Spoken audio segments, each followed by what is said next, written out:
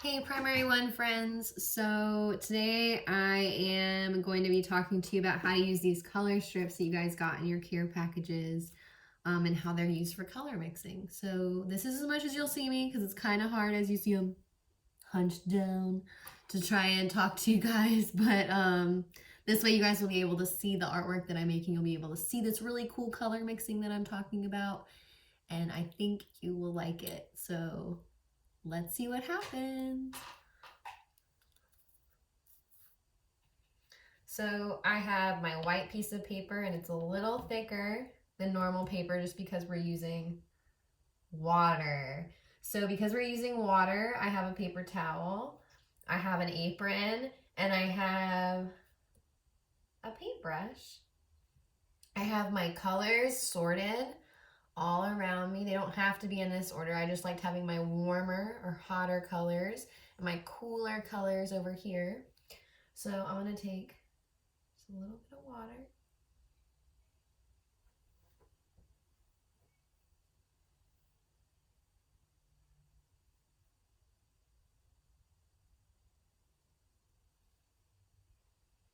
I'm going to start with yellow.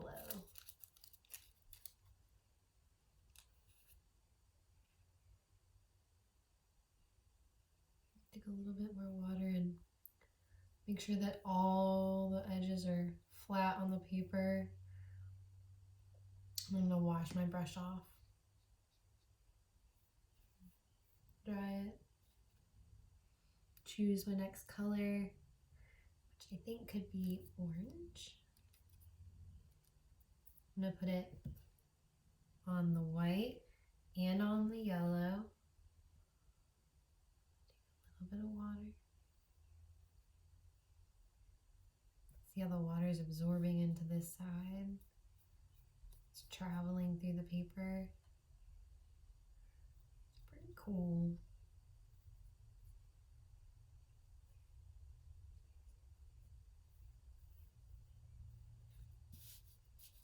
So now I have this orange and yellow, and this makes like a slightly different orange.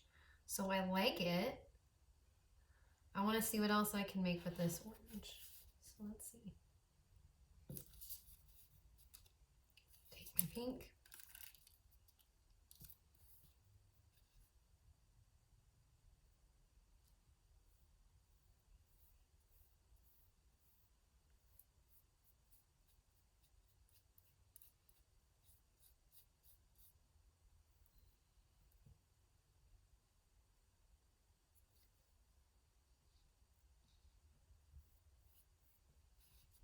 So now that I added that pink, I get almost like a red right here. What if I add this pink over on this yellow? Make sure that the paper's wet.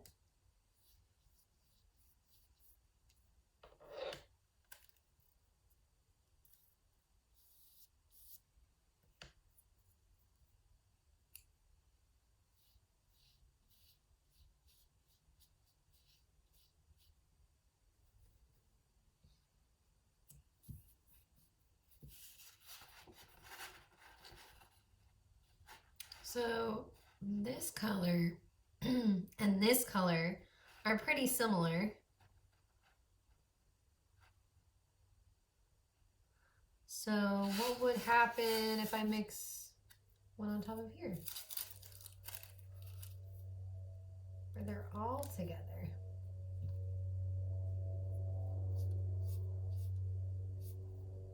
Oh, I forgot to put water down on my paper.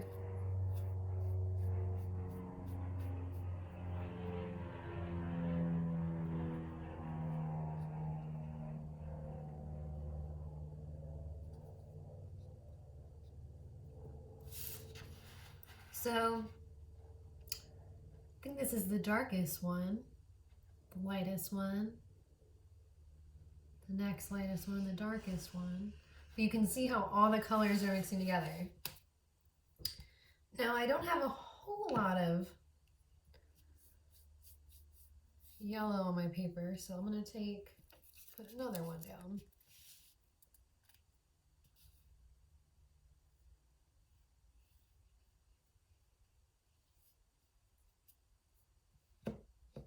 I'm curious to see what this yellow will do with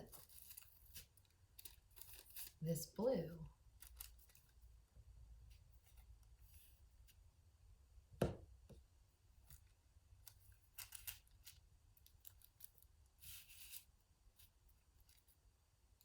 It's already looking pretty cool.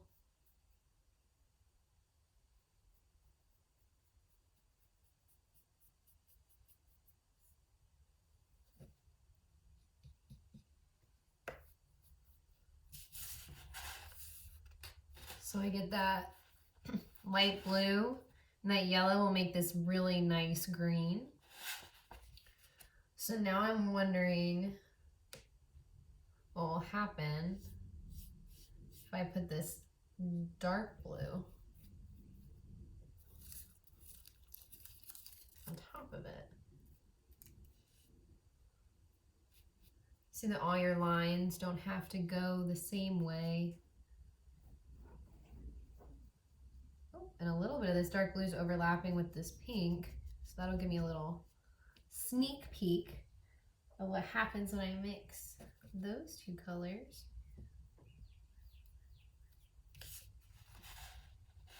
So you can see that some of the blue is getting into the light blue, it's getting into this green, it's getting into the yellow, it's even getting onto the white and the pink of the papers. So now I know that this dark blue has ink in it that is a lot stronger than the other ones. So I know that this color is going to bleed. That's what we call this little color mixture right here. It's bleeding onto the paper. So I'm gonna have to be careful wherever I put this color, unless I like it, which I do, in which case I might wanna put a small piece. Just this little itty bitty piece. I'm gonna put it right in the middle. Just a little bit of water. And see what happens.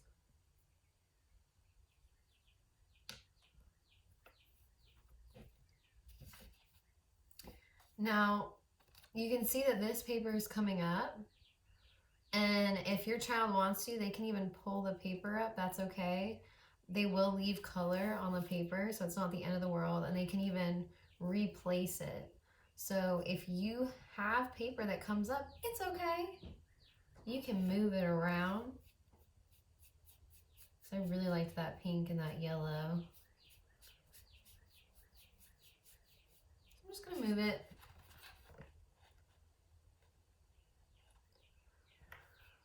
So when we take all these different papers and we put them on a different paper, we call that collage. And we're not using any glue, we're just using water.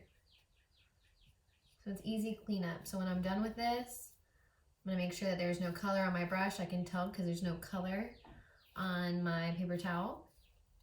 So my brush is done. It's a nice point.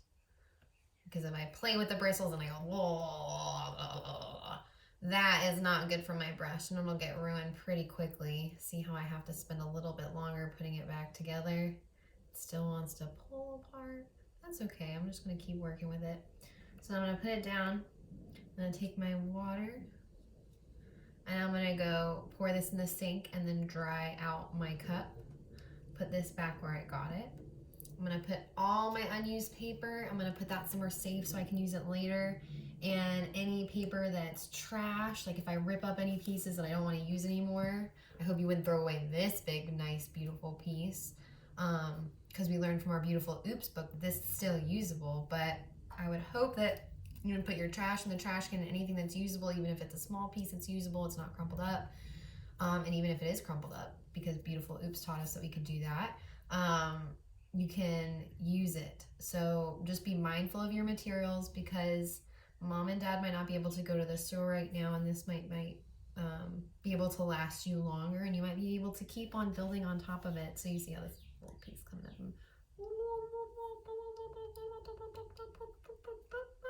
Oh, that's really cool.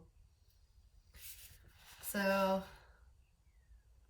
this really awesome effect is happening on the paper after I took off the tissue paper.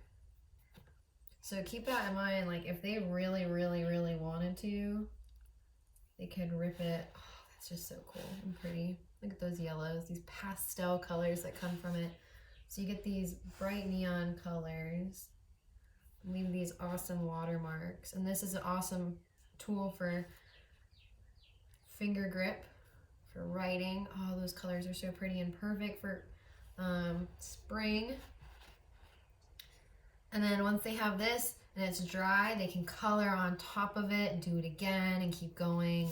It's really up to you guys and your creative little brains. So I hope that you have fun and that you continue making art. Stay tuned for more care package instructions.